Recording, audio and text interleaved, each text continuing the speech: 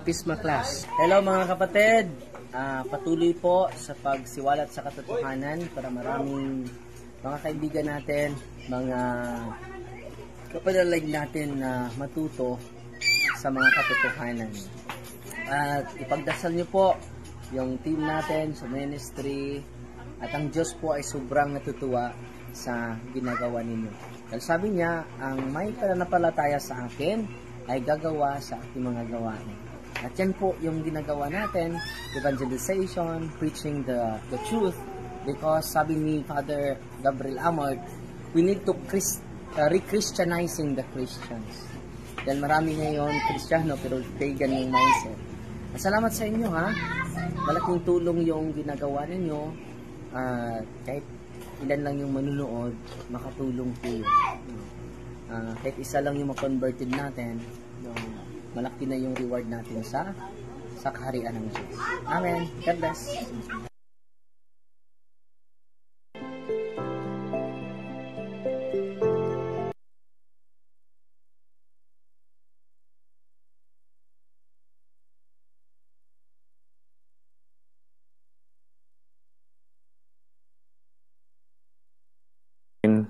Sa ngalan ng Ama, ng Anak, at ng Espiritu Santo. Amen. Pagpalain kami sa aming pagtitipon ngayon para sa pulong na ito. Gabayan mo ang aming isipan at puso upang kami ay magtrabaho para sa ikabubuti ng aming komunidad at tulungan ang lahat na iyong mga tao. Turuan mo kaming maging bukas palad sa aming pananaw, matapang sa harap ng kahirapan at matalino sa aming mga desisyon. Ama, pinupuri ka namin magpakailanman. Amen. Sa ngalan ng Ama, ng Anak, at ng Espiritu Santo. Amen. Shalom, papuri sa Diyos. Sa lahat ng mga kasama kong Pisma, sa lahat ng nagsubaybay, tangkilik, sumusuporta, at nanalangin sa ipinagkaloob ng Panginoong Diyos na channel Pisma Plus. Sa programa Pagnilayang Ebanghelyo sa madaling araw dyan sa Pilipinas. At ngayong araw po ay pizza 5 ng Setyembre 2025, ika-22 linggo sa karaniwang panahon. At mapagpalang oras po sa bawat isa at sama-sama po tayo na magnilay sa Ebanghelyo ng ating Panginoon na ating simulan sa may ikling panalangin. Sa pangalan ng Ama, ng Anak, ng Espiritu Santo. Amen. Ama, pinupuri ka namin, pinapasalamatan, dinadakila dahil sa iyong pagmamahal po sa amin na walang hanggang. Salamat po sa bagong buhay na dinagdag mo po sa amin.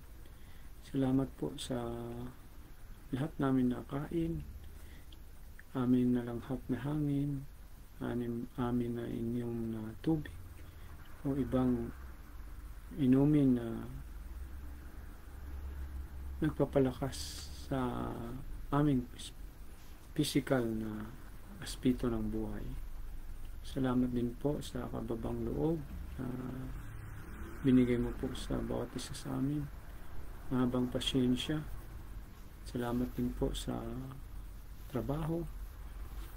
Sa walang trabaho ay darating pong mabigyan din po sila. Salamat din po sa simbahan na tinayo mo po, Panginoon, at sa lahat ng mga tugon mo sa aming mga hinihiling at sa mga hinihiling ng aming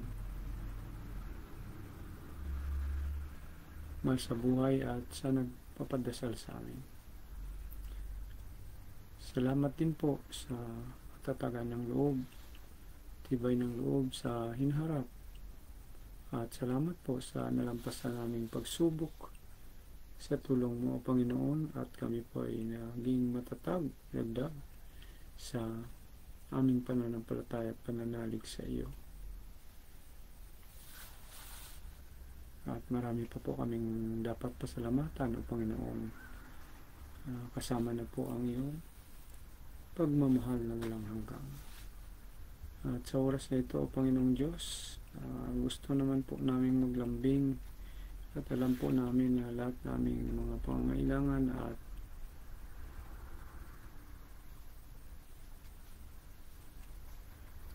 mga plano ay alam mo po, Panginoon. Ngunit patuloy namin banggitin ito, O Panginoon. Sa aming kahinaan, O Diyos, palakasin mo po kami. Padala mo po ang banal na Espiritu na mag-guide po sa amin, subaybay, lalo na po sa aming pagnilay ngayong umaga, O Panginoon. Sa iyo rin po, tinataas namin ang aming sarili, kahinaan, at bigyan mo po kami ng katalinuhan at sa pamamagitan ng banal na Espiritu na ang aming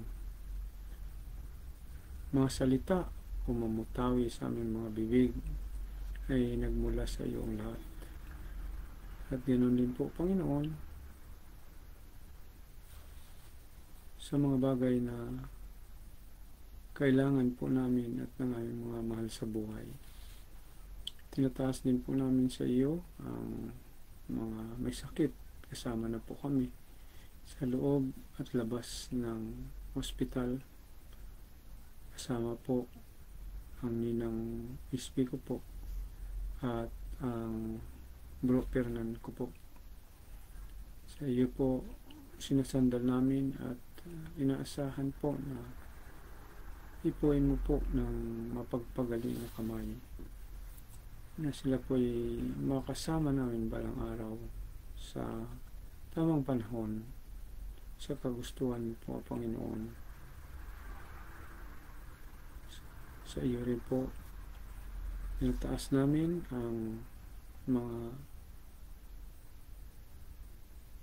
lahat ng kakaluluwa sa purgatorio man po o saan man po sila napunta na nagpapahinga. Kung hindi mo pa po napatawad sila, patawarin mo na po, Panginoon, at dalhin sa iyong kaharian. Sa iyo rin po namin tinataas ang mga kapatid natin, naming Hudyo, Muslim at kaibayang pananampalataya. Kaya makiisa po at makilala ka ng lubusan sa paningin nila at tumalima. Sa iyo rin po namin tinataas, Panginoon, ang mga bagay na hindi namin alam na napaka-importante. Paintulot po sa amin, Panginoon, at ibigay. Sa iyo rin po namin tinataas ang simbahan itinayo mo, Diyos, na kung kami po ay manghihina, ay gamitin mo po ito para mapalakas ang aming spiritual na spirito ng buhay. Dagdagan mo pa rin po ang aming pananampalataya at pananalig sa iyo. At sa mga activities po namin sa araw-araw, lalo na po sa paggamit mo po sa amin sa kahit maliit na bagay, Panginoon. Ang lahat po ito sa pamagitan ng bugtong na anak na si Kristo, na namumuhay at naghahari kasama mo at ng banal na Espiritu, isang Diyos sa kapanahunan ngayon at magpa sa walang hanggang. Amen. Mama Mary, panalangin mo po kami. San Jose, panalangin mo po kami. Lahat ng mga anghel at banal sa langit, panalangin mo po kami. pangalan ng Ama, ng Anak, ng Espiritu Santo. Amen.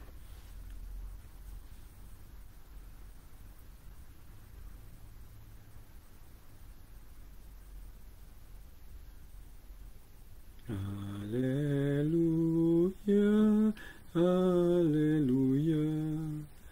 Wikain mo, poon nakikinig ako sa iyong mga salita. Hallelujah, Hallelujah, Hallelujah.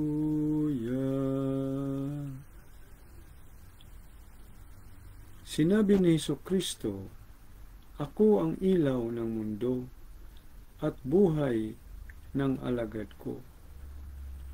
Hallelujah, Hallelujah.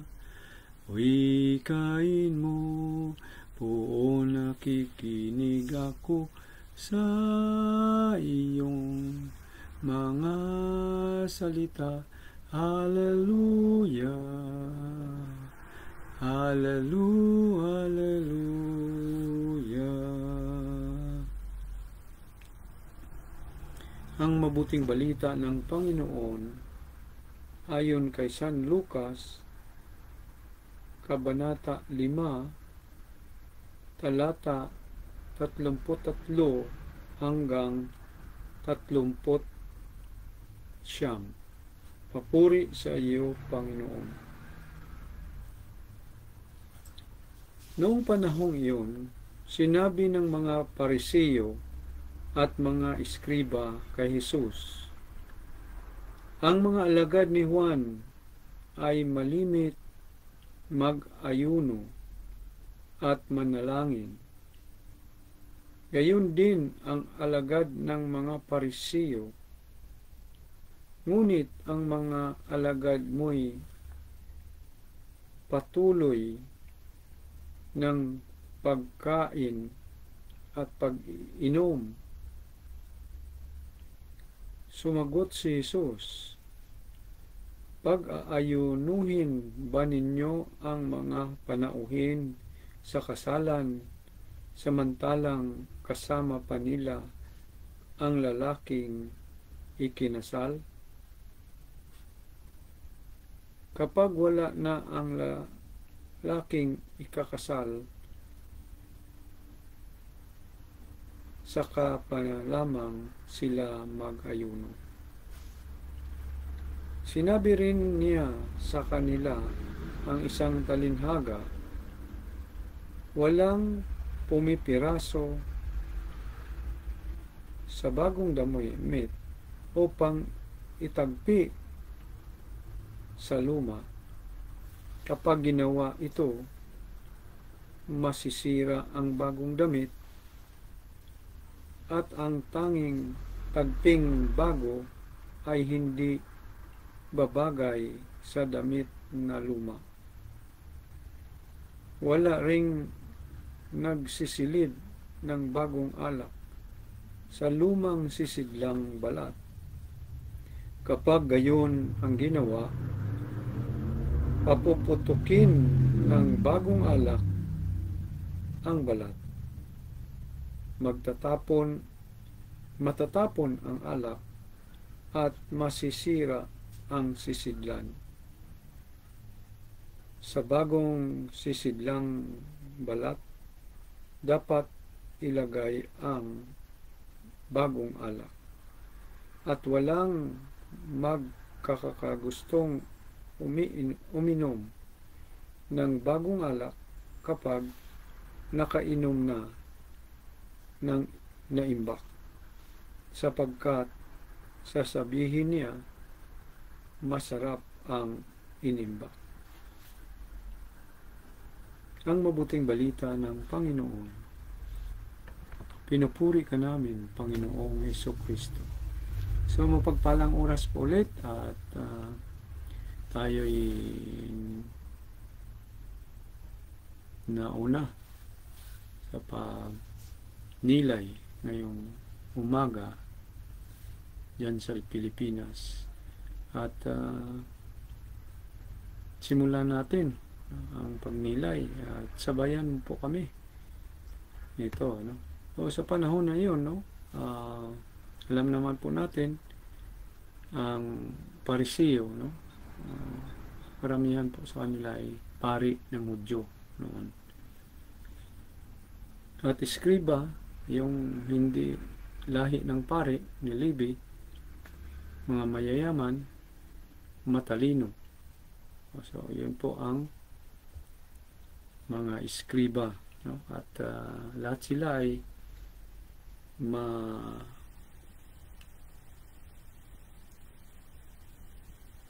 devoted sa kanilang pananampalatayang Hudyo. Ngunit nakakalungkot lang po dahil hindi po nila tinanggap ang matagal na po nilang hinihintay na Mashiach. Hanggang ngayon po ay patuloy pa po nilang hinihintay at sila po ay nanawagan, sumisigaw, Mashiach, Mashiach, Mashiach, labo. So, come, Messiah. So, yun ang nagkapagpawala sa kanila sa Diyos Ama na sila'y pinili na lalipi, ngunit hindi tumugon sa kagustuhan ng Panginoong Diyos Ama. Yan nga po, no? Nagtayo ang Panginoong Diyos, binangon ang mga pinili ng Diyos, mga Israelita, at ngayon po ay na gawa po sa atin, ano po.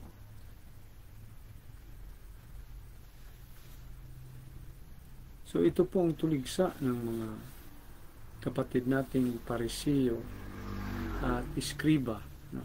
Sa ngayon, hindi mo na po marinig ang mga salitang ito dahil rabay na lang po. Wala naman pong templo na. May pare silang paikot-ikot rito. Ito nanirahan. Ngunit tuwing Yom Kippur lang po sila makapag-bless, no? Lalo na at sa ibang mga holidays po nila, no? At kung pumunta po sila sa sinagoga ay binibless po nila ang lahat ng mga kapatiran po nila roon. So isang tradisyon pinapagawa ng Panginoong Diyos Ama ang panalangin at pag-aayuno. So yun po ang mga alagad ng ating Panginoong Hesukristo sa panahon na yun ay hindi po nag-aayuno, nagdadasal, no?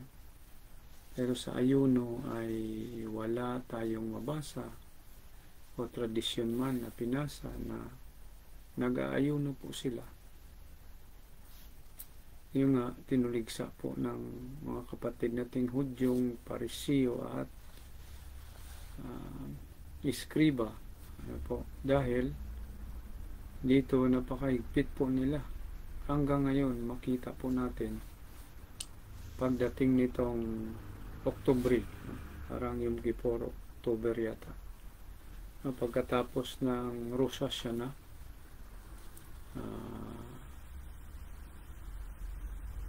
third week yata ang Rosh Hashanah, ano po. Pagkatapos ng Rosh Hashanah ay Yom Kippur. Tapos ng Yom Kippur ay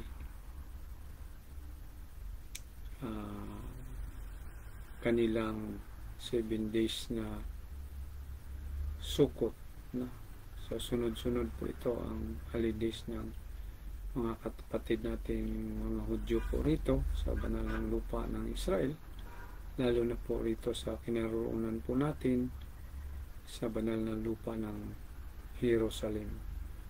So dito po pag Yom Kippur, sa naabutan ko po, 2 dekada na po, ay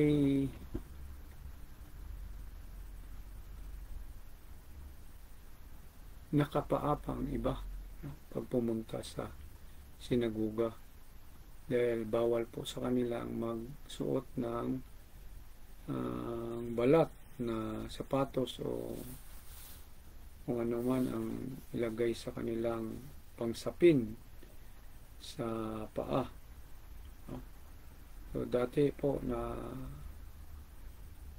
obserbahan at nakita po natin na walang medyas, walang paa talaga, no?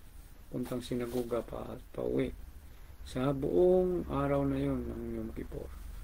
Pero nung mga ilang taon na po ako rito, 10 years po, ay may makita na po ako na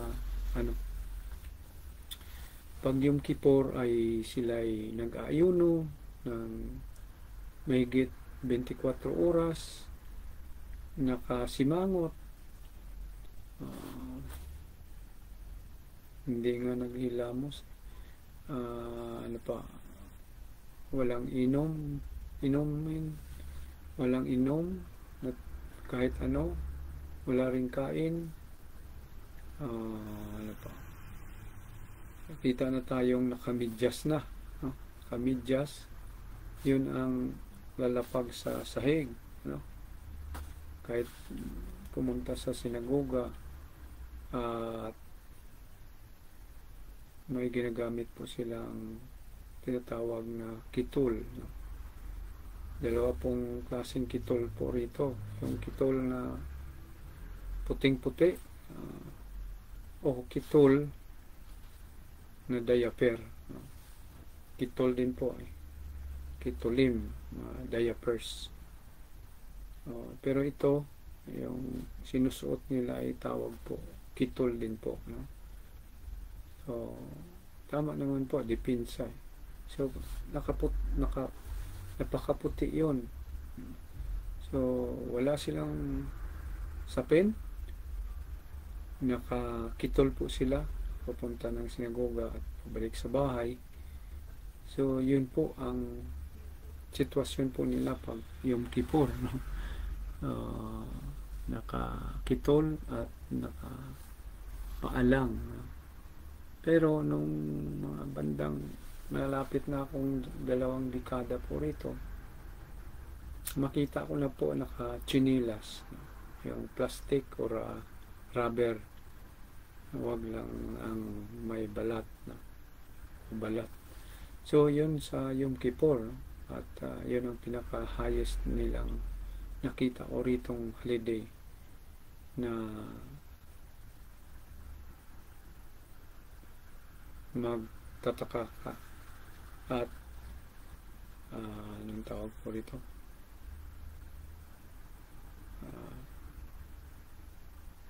manibago, lalo na matapat siya sa Sabado. So, alam po natin na pagpahinga sa araw ng pamahinga ng ating mga kapatid na Hudyo ay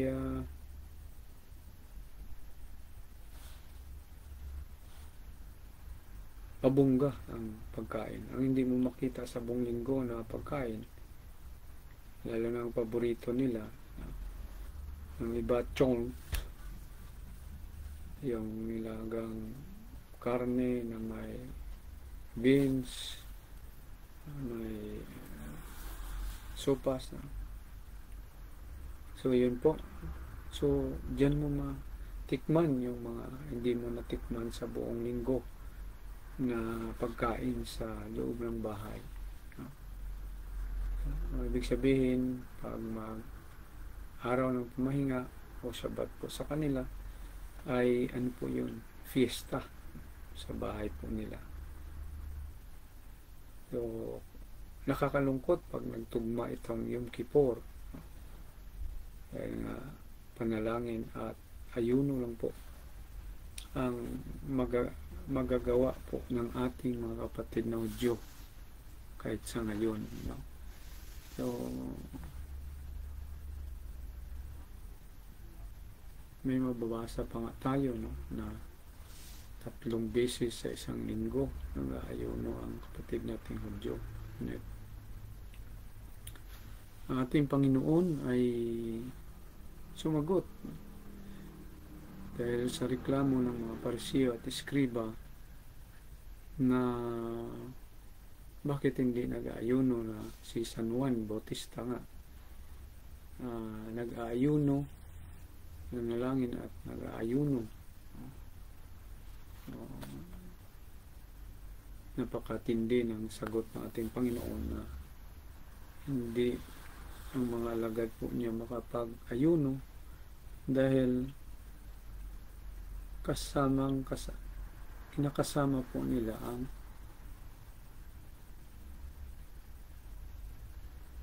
lalaking ikinasal, no? So, ibig sabihin, habang nandyan pa siya, wag mo nang mag-ayuno, no? Insulto po ito sa mga kapatid niyang mga Hudyo, no? Dahil wala naman sakit.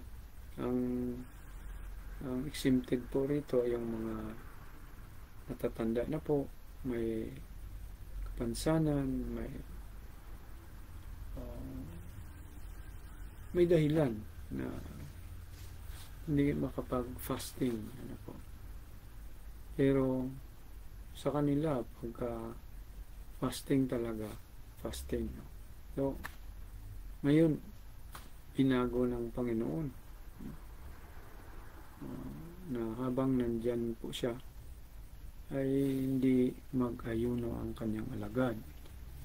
So, kung titingnan po natin, no, sa actual na na obserbasyon po natin dito, hindi po sila nagagalit, no, na kumakain ka,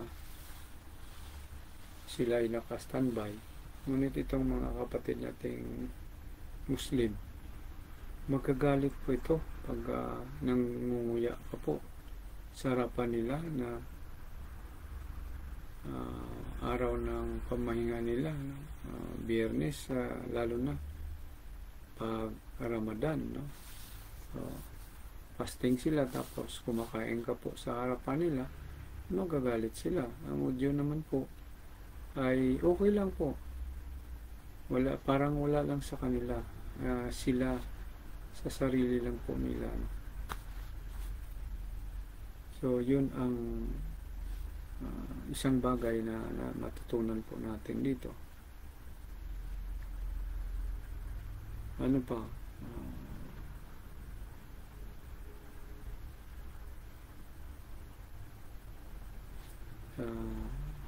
Before po tayo pumunta sa kanyang palinhaga, dito po muna tayo sa kaugalian po natin, lalo na tayong mga Kristiyanong Katoliko, na mayroon tayong kaugalian, lalo na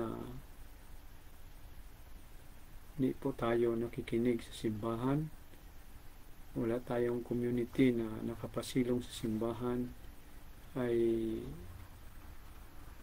madali po tayo na pariwarak sa pananampalataya. Yun nga po,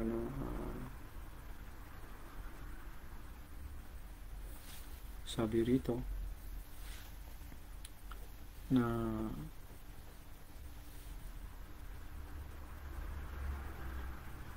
bakit hindi po nag-aayuno.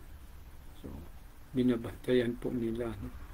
At kitang-kita po nila na taliwas ang mga ginagawa po ng ating Panginoong Hesukristo sa kanilang tradisyon, no?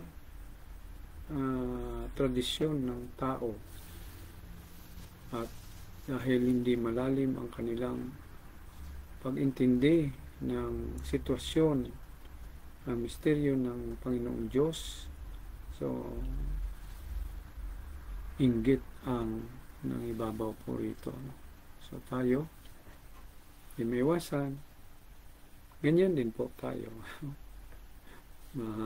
Mainggit, lalo na kapag tayo po ay binigyan ng pabor, yung iba ay hindi. So,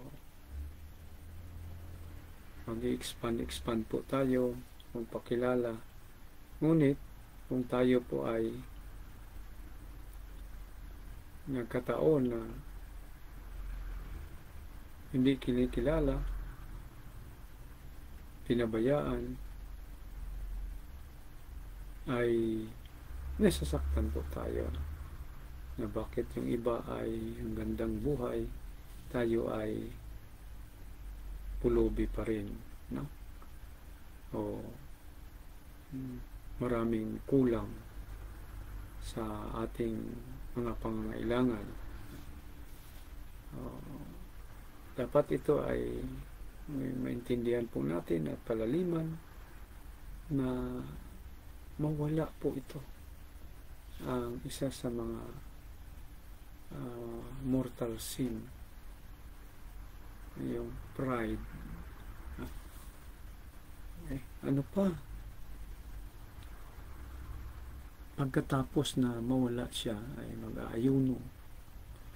So ang otoridad po na sa simbahan na iniwan po niya na tayo binibigyan ng disiplina at pagrespeto sa pangyayari sa ating kaligtasan na nangyaring sakripisyo ng ating Panginoong Jesucristo, na ang turo na tuwing Biyernes ay mag-abstain, mag-iwas sa karne, dahil laman at dugo ang inalay ng ating Panginoon. So, lalo ng kanyang laman na puno ng latigo, kung ano-ano pa po ang ginawa po sa kanya para respeto at disiplina sa sarili. Pasalamat tayo na may turo ang ating simbahan na tinayo ng ating Panginoon, at personally malaking tulong po ito sa akin, yung pag-aayuno tuwing Miyerkules di Abo at Biyernes Santo. Yung pag-abstain ng karne sa araw ng Biyernes, doon ako ng Sabado sa Biyernes ng gabi sa isang simbahan, na pagkatapos ng misa ay kainan. Natural, may birthday celebrant, ang handa sama ng community ko, karne. So, hindi ako makaiwas, nagdasal lang po ako para walang ma-open ng Panginoon. Nihanda ko na po ang work of mercy para sa gagawin kong kumain ng karne. So, nagbigay tayo para sa pangangailangan ng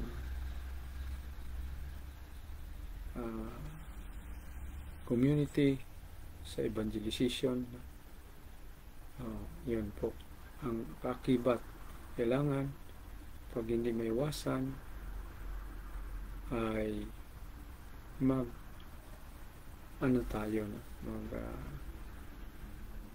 magsagawa ng work of mercy.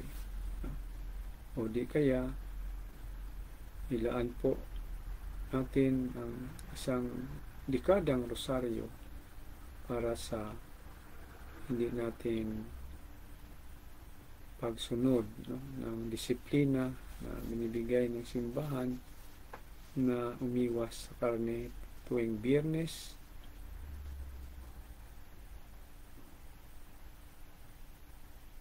at mag-ayuno Biyernes Santo at Miyerkules Diabo.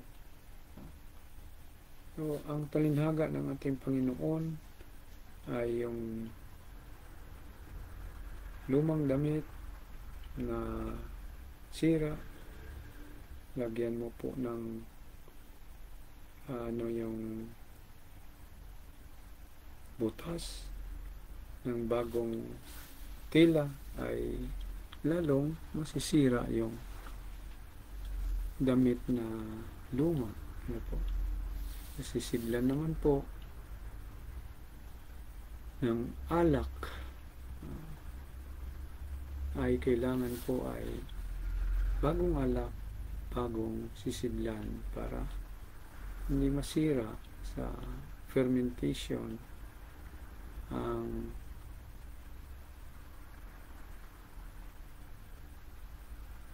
bagong lalagyan ng alak. Ano po? So para hindi masira at matapon ang alak, natiliin sa lumang sisidlan ang lumang alak, sa bagong sisidlan sa bagong alak. Isa po yun ang aking nanilay sa isipan ko po, itong sabi ng Panginoon na pag nakatikim ng alak na matagal na, anong malalim na Tagalog nito, sabi rito, no? Inimbak, yung tinago na alak ay mas masarap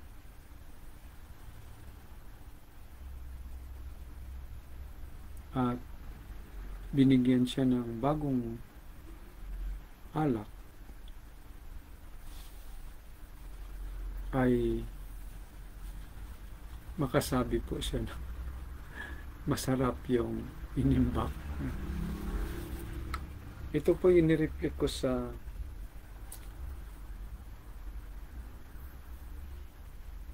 ating kakulangan. Dahil minsan, pag mayroon tayong paboritong kasalanan na sinasadya man po o di sinasadya, at minsan dahil ginagawa ng iba, akala natin okay ng lahat sa Panginoong Diyos. Yun po ang aking pagnilay sa sinabi ng ating Panginoon na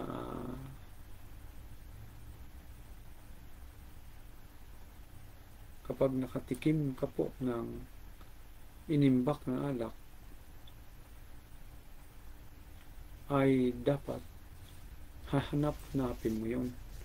So isa pong nilay ko po yung kasalanan, no? Na pag tinanggap na ng sosyedad ay manatili na po roon, no? Ayaw nang baguhin ang sarili. So ganun din po sa sa damit, no? O kapag palagi na tayo makagawa ng kasalanan, no? So hindi mo pwedeng baguhin ang buhay, no? Manatili na lang po. At kung ito po ay buti kung paliwanag, yung karamihan ay sinasaway, no? At dahil sa pride po natin, minsan mapahiya kahit po dalawa lang kayo na nag-uusap para ipaliwanag po sa kanya na ganito ang turo ng simbahan, itinayo ng ating Panginoon. Minsan iiwas at manatili pa rin sa kasalanan na kanyang ginagawa dahil nasanay niya po. So pag nilagyan mo ng bagong tila ang luma, ay darating ang panahon na mas lumaki pa ang butas. So ganyan din po ang buhay natin. Mahilig po tayo sa kampante na. Pero ang ating Panginoon, lalo po sa pag-alagad po sa simbahan o sa kapwa, pinaparamdam pa po sa atin ang kabigatan. Dahil doon tayo magiging banal na nagsasakripisyo para sa karamihan. So, ganyan ka. So, masarap ang limbak.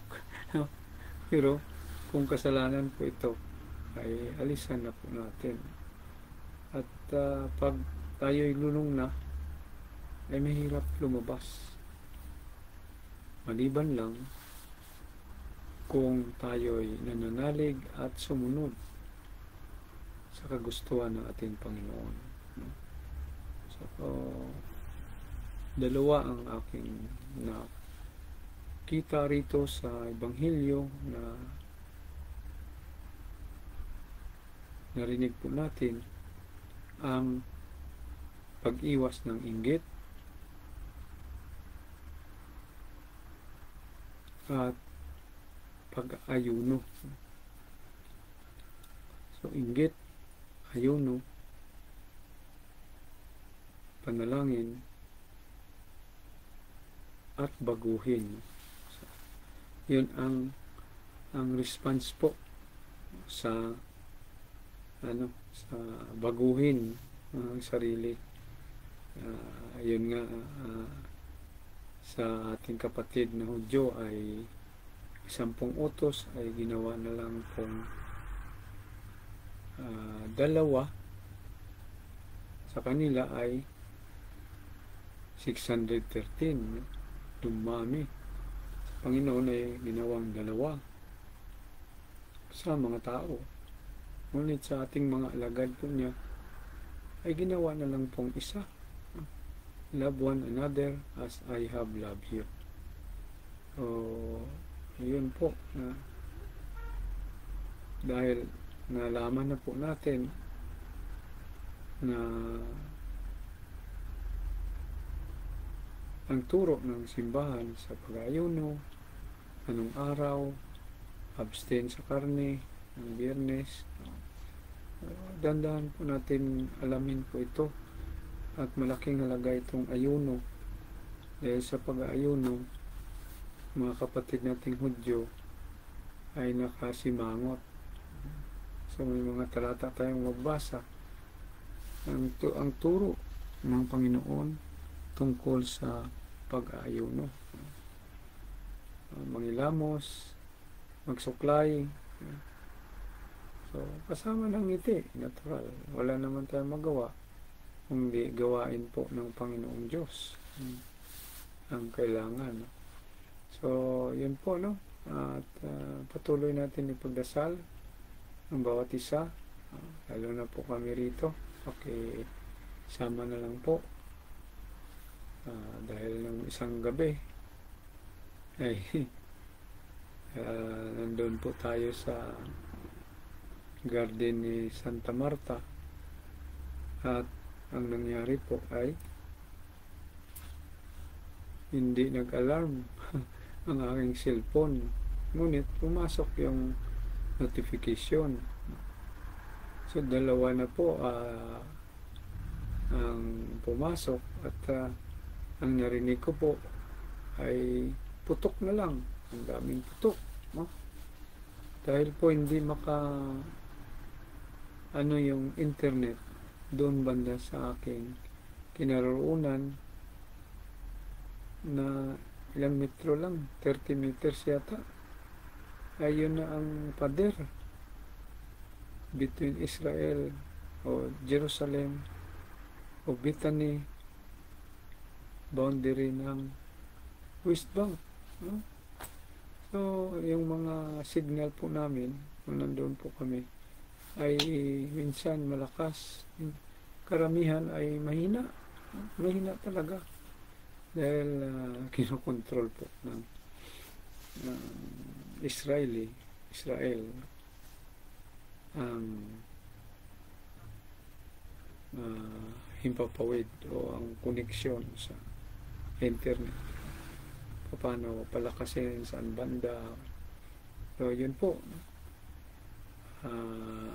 Sana po nakapagnilay kayo ng malalim dyan. At shout out po sa atin Ma'am Comadre Milagros Barido Magno, watching from Toronto, Canada. God bless, sabi niya sa atin. At God bless din po sa iyo, Ma'am Comadre Milagros Barido Magno ng Toronto, Canada. Maya kung may panahon ka po,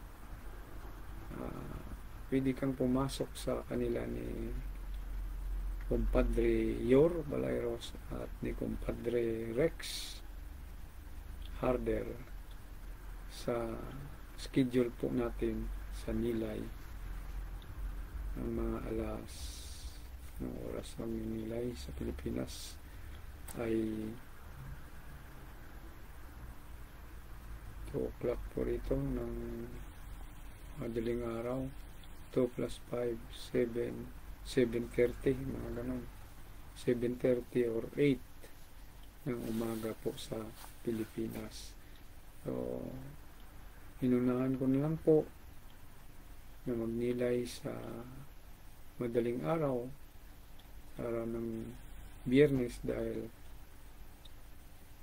kailangan po natin magpahinga at may obligasyon tayong binigay ng ating Panginoon sa bukas, Sabado,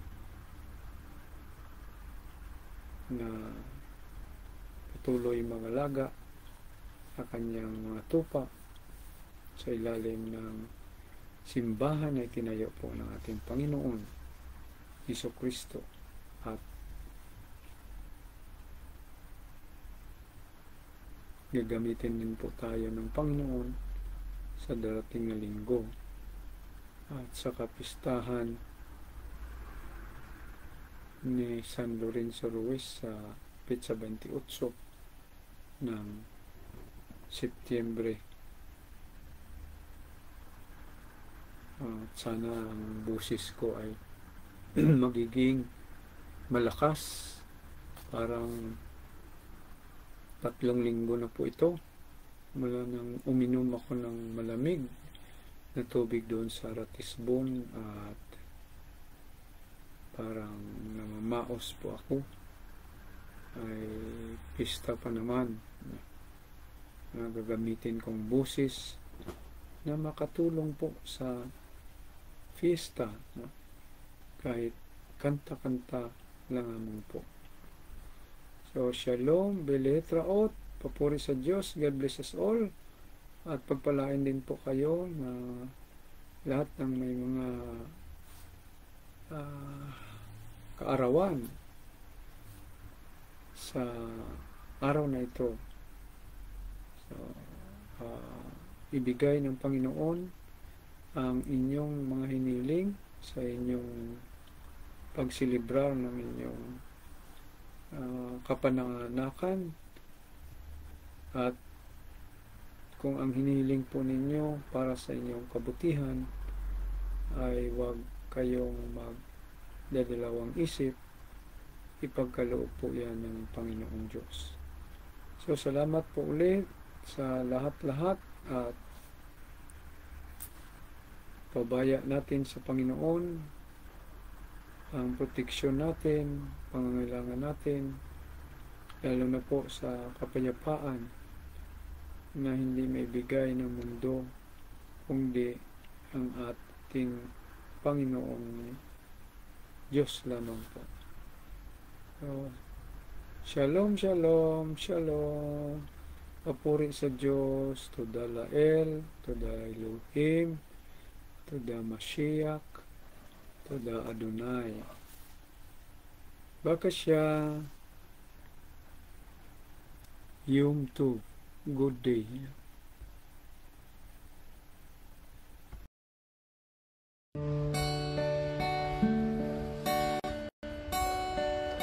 Lumapit ka,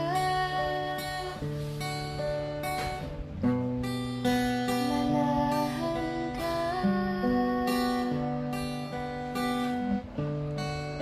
halina sa aking piling, tinatawagan ka, banal mong presensya,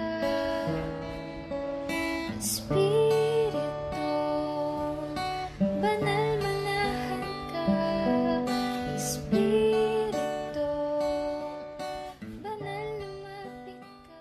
Prayer for the indwelling of the Holy Spirit. In the name of the Father, and of the Son, and of the Holy Spirit. Amen. Holy Spirit, powerful consoler, sacred bond of the Father and the Son, hope of the afflicted, descend into my heart and establish in it your loving dominion. Enkindle in my tepid soul the fire of your love, so that I may be wholly subject to you. We believe that when you dwell in us, you also prepare a dwelling for the Father and the Son. Deign, therefore, to come to me, consoler of the abandoned souls and protector of the needy. Help the afflicted, strengthen the weak, and support the wavering. Come and purify me. Let no evil desire take possession of me. You love the humble and resist the proud. Come to me, glory of the living, and hope of the dying. Lead me by your grace, that I may always be pleasing to you. Amen. In the name of the Father, and of the Son, and of the Holy Spirit. Amen. Espiritu, banal manahan ka, Espiritu, banal lumapit ka, tinatawagan ka, banal mong presensya, Espiritu, banal manahan ka, Espiritu, banal kailangan ka,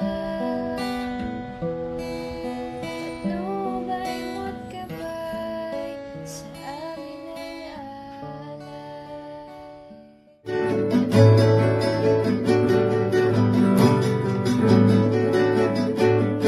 Walang sino man ang nabubuhay para sa sarili lamang. Walang sino man ang namamatay para sa sarili lamang. Tayong lahat ay may pananagutan sa isa't isa. Tayong lahat